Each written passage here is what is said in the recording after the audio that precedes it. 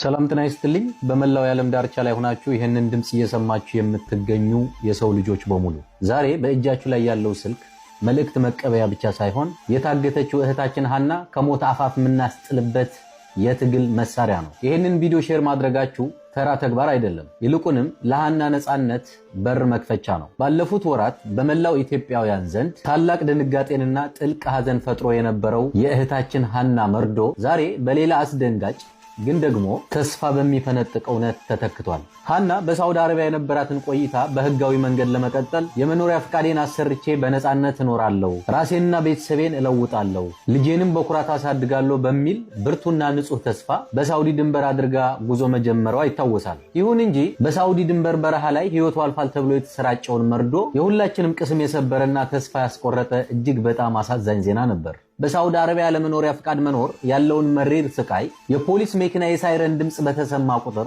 የሚፈጠረው ድንጋጤና የስነ ልቦና ቀውስ ሁሉም ሰው ያውቀዋል። ያንን የፍርሃት ኑሮ ሸኝታ በክብርና በነጻነት ሰርታ ልጇን ለማሳደግ ስትል ነበር ብቸኛው አማራጭ አድርጋ አደገኛውን የየመን በረሃ ለመጋፈጥ ጉዞ የጀመረችው።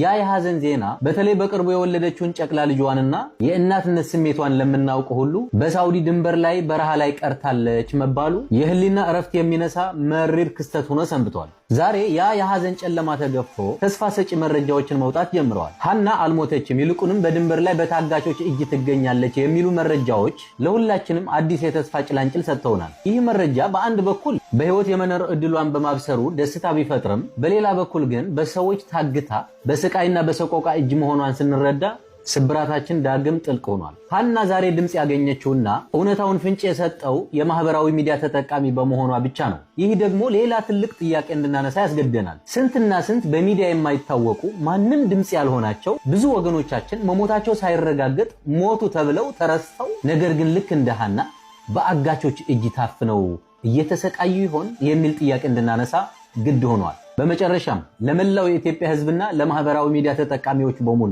ሃና አልሞተችም የሚሉ መረጃዎች መውጣታቸው የተስፋ ጅማሮ እንጂ የጉዞው ፍጻሜ አይደለም። ደስታችን ሙሉ የሚሆነው እህታችን ሃና በአካል ተገኝታ ነጻነቷ ተረጋግጦ ወደ ቤተሰቦቿ ስትመለስ ብቻና ብቻ ነው። እስከዛው ግን ለሃና ሁላችንም ድምጽ መሆናችንን ልናቆም አይገባም። በሳውዲ ድንበር አካባቢ በዜጎች ላይ የሚፈጸመው ይህ አሰቃቂ የእገታ ተግባርና የሰዎች ዝውውር ወንጀል ዓለም አቀፍ ትኩረት እንዲያገኝና ሃናን ጨምሮ ሌሎች የዚሁ ጥቃት ሰለባዎች ሁላችሁም የፍትህ ድምጽ እንድትሆኑ በፈጣሪ ስም ማጸናለሁ። ሃና ዛሬም የተስፋችን ምልክት ነች።